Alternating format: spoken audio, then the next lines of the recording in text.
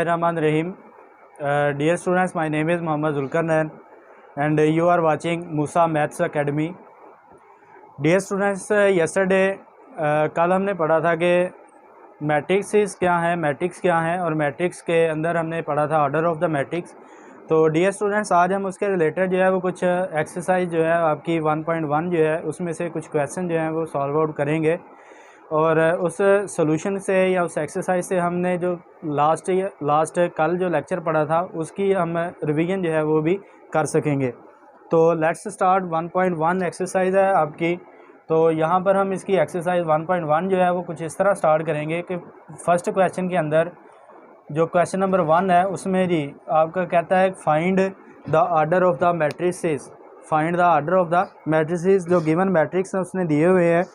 तो फर्स्ट इसका अगर हम बात करें, पहला क्वेश्चन है, इसका सलूशन ये है कि इसके अंदर उसने एक मैट्रिक्स जो है वो दिया हुआ है कि जिसकी वैल्यू जो है वो ए है। ए मैट्रिक्स जो है वो कुछ इस तरह है 2 3 -5 एंड 6। तो यहाँ पर मैट्रिक्स ए जो है वो कुछ इस तरह है 2 3 -5 एंड 6।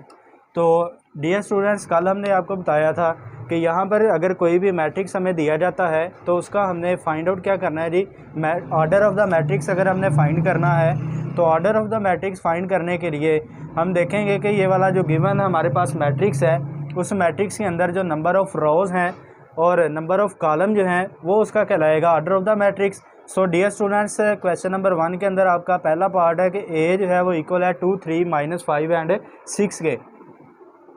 अब कहते हैं इसका order of the matrix find करें। तो ऑर्डर ऑफ मैट्रिक्स इसका इस तरह लिखेंगे कि यहाँ पर हम लिखेंगे ऑर्डर ऑफ ए।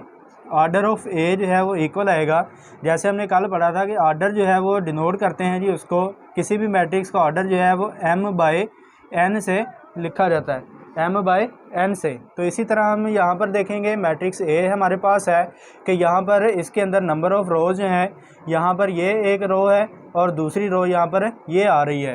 तो इस तरह हम रोज़ को डिनोट करते हैं m से। तो इस तरह जब हम इसको m लिखेंगे तो डियर स्टूडेंट, यहाँ पर मैट्रिक्स जो a है इसके अंदर नंबर ऑफ़ रोज़ हमारे पास हॉरिजेंटल फॉर्म में लिखे हुए एलिमेंट हैं। तो यहाँ पर 1 और 2 हमारे पास यानी इसकी रोज़ हैं और इसी तरह 2 बाय, यानी अब हम इसमें बात करेंगे नंबर ऑफ़ कॉलम की। तो नंबर ऑफ़ कॉलम हमारे पास ये है 1 और ये 2 है। तो इसमें नंबर ऑफ़ कॉलम जो है वो भी हमारे पास 2 है। तो इट मींस कि यहाँ पर इसका मैट्रिक्स ए जो है इसका ऑर्डर ऑफ द मैट्रिक्स होगा 2/2। इसी तरह जी नेक्स्ट हम देखते हैं, नेक्स्ट इसका पार्ट आता है बी पार्ट जो है वो है हमारे पास 2 0 3 एंड 5 है। तो सेम एज इट अगर हम इसको देखें तो हमारे पास बी जो है वो आ रहा है 2 0 3 एंड 5। अब हमने इसका सोल्यूशन सेट यानी कुछ इस तरह फाइंड करना है कि इसका ऑर्डर ऑफ द मैट्रिक्स चाहिए। तो ऑर्डर ऑफ मैट्रिक्स यानी इट मींस कि ऑर्डर ऑफ बी जो है वो इक्वल आएगा m/n के, m/n। तो यहाँ पर नंबर ऑफ़ रोज़ जो हैं वो हम काउंट कर लेंगे। नंबर ऑफ़ रोज़ हैं ये हमारे पास, यहाँ पर ये पहली रो आ रही है। इसी तरह हम दूसरी रो जो है वो कुछ इस तरह लिखेंगे। तो इसके अंदर नंबर ऑफ़ रोज़ जो हैं वो हमारे पास 2 आएंगे, 2/n। n से जो है वो हमने कल पढ़ा था कि यहाँ पर नंबर ऑफ़ कॉलम्स है। तो नंबर ऑफ़ कॉलम यहाँ पर ये 1 कॉलम और ये 2 है। तो यहाँ पर इसको लिखेंगे 2/2। इसी तरह जी नेक्स्ट इसका थर्ड पार्ट जो है वो हमारे पास आता है कि हमें सी जो है एक मैट्रिक्स सी दिया गया है, उसका हमने ऑर्डर ऑफ मैट्रिक्स फाइंड करना है कि जिसके एलिमेंट्स जो हैं वो 2 एंड 4 हैं। तो इसका सलूशन हम फाइंड आउट करेंगे, लिखेंगे G order of matrix. Order of matrix C जो है वो इक्वल है हमारे पास है m/n है। तो यहाँ पर नंबर ऑफ़ रोज़ जो हैं वो हमारे पास यहाँ पर ये है।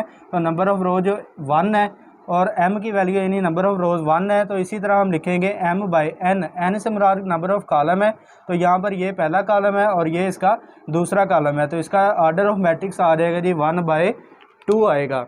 इसी तरह इसका नेक्स्ट जी एक और मैट्रिक्स इसका फाइंड आउट करते हैं। ऑर्डर ऑफ मैट्रिक्स डी जो है वो हमें कुछ इस तरह दिया गया है कि जिसके अंदर एलिमेंट्स है 4 0 एंड 6।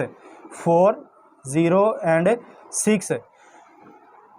अब स्टूडेंट्स इसका हमने ऑर्डर ऑफ मैट्रिक्स जो है वो डी जो मैट्रिक्स है इसका ऑर्डर ऑफ मैट्रिक्स हमने फाइंड करना है। तो ऑर्डर ऑफ मैट्रिक्स जो है वो कुछ इस तरह लिखेंगे, ऑर्डर ऑफ डी जो है इक्वल आ जाएगा जी एन के। तो यहाँ पर नंबर ऑफ़ रोज़ जो है वो काउंट कर लेंगे। नंबर ऑफ़ रोज़ ये फर्स्ट रो है, इसी तरह हॉरिजेंटल में ये सेकंड रो आ जाएगी, इसी तरह ये हमारी थर्ड रो है। तो इसको हम लिखेंगे 3/n। एन से मुराद नंबर ऑफ़ कॉलम है, तो इट मीन्स के वो एलिमेंट जो हॉरिजेंटल फॉर्म में है वो नंबर ऑफ़ रोज़ है, और जो एलिमेंट्स है वर्टिकल फॉर्म में है वो हमारे पास नंबर ऑफ़ कॉलम है। तो यहाँ पर नंबर ऑफ़ कॉलम वर्टिकली यहाँ पर सिर्फ एक ही कॉलम जो है वो दिया हुआ है, तो यहाँ पर n की वैल्यू जो है वो हमारे पास आ जाएगी जी 3/1। 3/1 is the order of A given matrix. और इसी तरह जी इसका एक और पार्ट करते हैं जी।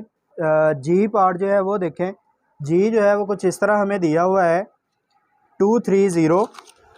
इसके अंदर नंबर ऑफ़ एलिमेंट्स जो हैं वो हमारे पास कुछ इस तरह है कि एक मैट्रिक्स जी जो है वो गिवन है, उसके अंदर एलिमेंट्स हैं हमारे पास 2 3 0 एंड 1 2 एंड 3 है, और इसी तरह 2 4 एंड 5 है।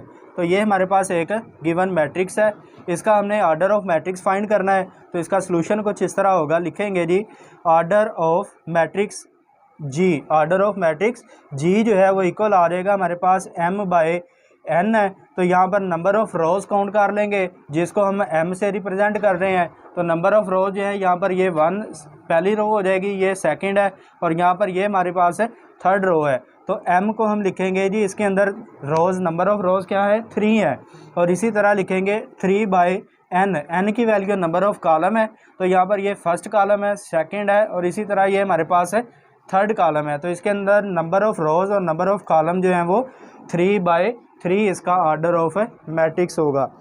तो डियर स्टूडेंट्स, कल हमने लेक्चर्स के अंदर पढ़ा था कि ऑर्डर ऑफ द मैट्रिक्स, किसी भी मैट्रिक्स का ऑर्डर जो है वो उसके अंदर है नंबर ऑफ़ रोज़ और नंबर ऑफ़ कॉलम जो है उनकी वैल्यूज़ या उनकी तादाद जो है उसको हम लिखते हैं। तो उसको लिखने का तरीका हमने कल आपको बताया था कि उसको लिखते हैं m/n। और इसी तरह इसका एक सेकंड मेथड जो है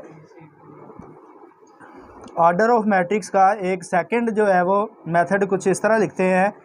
ऑर्डर ऑफ मैट्रिक्स का लिखने का दूसरा फार्मूला जो है वो हमारे पास आता है m/n, यानी इसको क्रॉस नहीं स्टूडेंट्स आपने पढ़ना, इसको हम पढ़ेंगे m/n।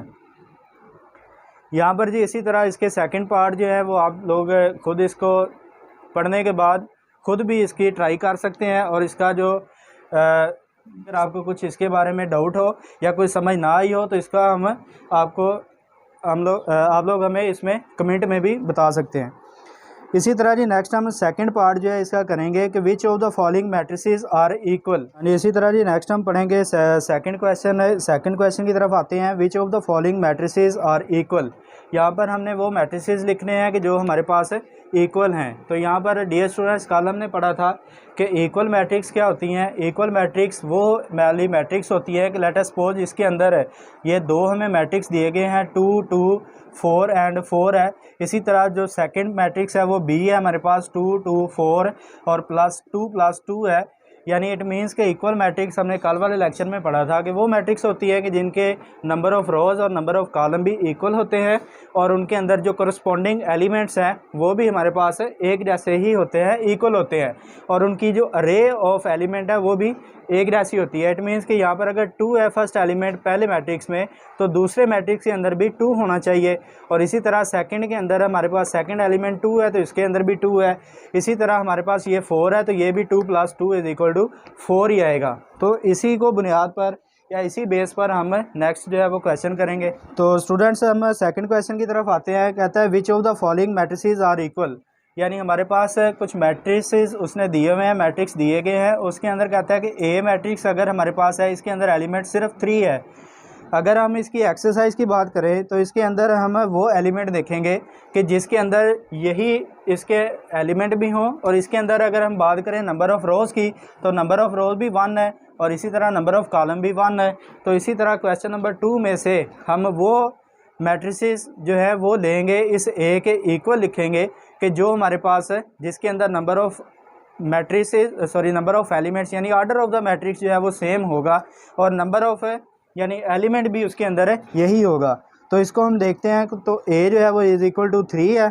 इसी तरह अगर हम इसके इक्वलिटी लिखते हैं तो सी जो है वो ऐसी मैट्रिक्स है जो कि हमें शो कर रही है 5 - 2। इसको जब सॉल्व आउट करेंगे तो ये ऑब्वियसली 3 आएगा। तो यहाँ पर जो है वो नंबर ऑफ़ रोज़ जो है वो भी 1 है, नंबर ऑफ़ कॉलम जो है वो भी 1 आ रहा है। तो इसको हम लिख सकते हैं C is equal to A, C is equal to A, या इसको हम लिख सकते हैं A is equal to C है। तो यहाँ पर ये A के अंदर जो एलिमेंट 3 है वो यहाँ पर C के अंदर भी 3 आ रहा है, और यहाँ पर order of matrix of A जो है वो 1/1 है। तो इसी तरह C का भी आर्डर 1/1 है। तो कल हमने ये पढ़ा था कि equal matrix are those matrix in which the order of matrix and also the elements will be same, so these matrices are called equal matrices. इसी तरह जी सेकंड पार्ट आपने स्टूडेंट्स खुद करके देखना है। जो आपको समझ ना आए वो कमेंट बॉक्स में आप हमें कमेंट करें, इसके रिलेटेड मज़ीद जो है वो लेक्चर्स हम आपको डिलीवर करेंगे। यानी नेक्स्ट जी हम थर्ड क्वेश्चन की तरफ आते हैं, जो कि आपका 1.1 का एक इम्पॉर्टेंट क्वेश्चन हम इसको कह सकते हैं कि ये आपको जो है वो ऑब्जेक्टिव टाइम में भी आ सकता है। तो यहाँ पर हम इसको लिखेंगे कि अगर हमारे पास क्वेश्चन नंबर 3 जो है इसके अंदर हम सॉल्यूशन इसका फाइंड करेंगे। कहता है find the value of A, B, C and D which satisfy the matrix equations. हमने फार्मूला जो है यानी हमें गिवन जो है वो क्या दिया हुआ है, गिवन जो है वो एक यानी मैट्रिक्स इस तरह दिए गए हैं जिसको हम लिखते हैं A प्लस C है। इसी तरह हमारे पास है A प्लस 2B है, और इसी तरह हमारे पास है C माइनस 1 है, और ये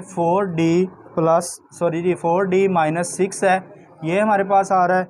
और इक्वल हमारे पास आ रहा है जी मैट्रिक्स है 0 -7 3 एंड 2D। अब कहता है कि इस मैट्रिक्स का हमने इसमें से वैल्यूज़ फाइंड आउट करनी है A, B और C की। तो ये हमें गिवन है। तो चूँकि स्टूडेंट्स अब इसकी तरफ अगर गौर करें तो यहाँ पर ये मैट्रिक्स है, और ये दोनों मैट्रिक्स जो हैं वो एक दूसरे के साथ एक रिलेशन के साथ जुड़े हुए हैं, और वो रिलेशन कौन सा है, इक्वालिटी का रिलेशन कौन सा है जी, इक्वालिटी का है, प्रोपोर्शनैलिटी का नहीं है। तो यहाँ पर इक्वालिटी है, तो इट मीन्स कि ये दोनों मैट्रिक्स आपस में एक दूसरे के साथ इक्वल मैट्रिक्स हैं। तो इक्वल मैट्रिक्स की हमने डेफिनेशन पहले पढ़ चुके हैं कि इक्वल मैट्रिक्स वो वाली मैट्रिक्स होती हैं कि जिसके एलिमेंट्स जो हैं वो फर्स्ट एलिमेंट सेकंड मैट्रिक्स के फर्स्ट एलिमेंट के इक्वल होगा, और उसका आर्डर ऑफ मैट्रिक्स जो है वो दोनों मैट्रिक्सेस का सेम होगा।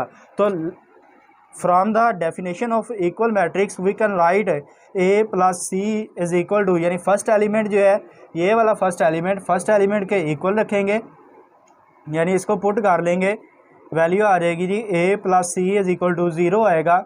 और इसी तरह यहाँ पर ये सेकंड एलिमेंट जो है इक्वालिटी की वजह से ये भी सेकंड एलिमेंट के इक्वल ही आएगा। तो इसको हम लिखेंगे A plus 2B also is equal to -7। और इसी तरह ये थर्ड है, थर्ड ऑब्वियसली थर्ड के इक्वल होगा, तो इसको हम लिख सकते हैं C minus 1 is equal to 3 है। और इसी तरह जी फोर्थ है 4D minus 6 is equal to 2D। अब हम इनको नाम देंगे, यहाँ पर ये है हमारे पास इक्वेशन 1 है, और इसी तरह यहाँ पर ये नाम दे लें इक्वेशन 2 का, और इसको नाम दे लें इक्वेशन 3, और ये हमारे पास बन जाएगी इक्वेशन 4।